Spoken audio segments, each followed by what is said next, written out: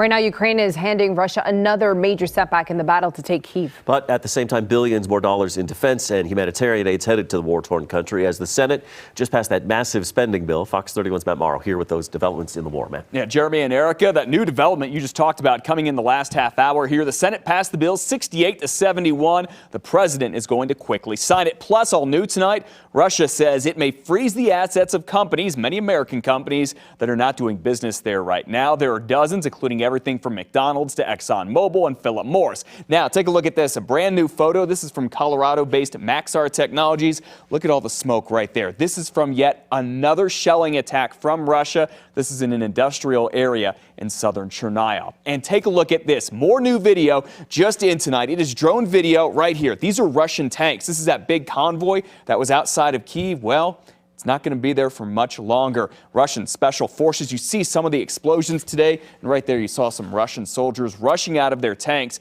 as these missiles from Ukraine rained on down. Now, these are anti-tank missiles. This destroyed a lot of this kind of convoy that was some 40 miles long. Meanwhile, take a look at this. More new video from the ground. It shows what happened just after that. Russian tanks retreating today. Ukraine took over other tanks that were still operational. And here in the U.S., the fight over giving Ukraine fighter jets is really heating up.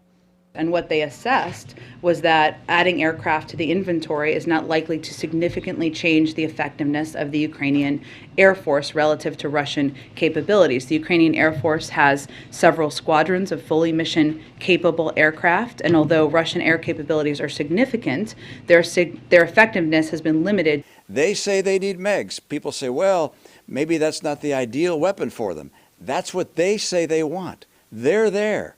They have the eyes to determine what they want. They want MiGs. Get them the MiGs.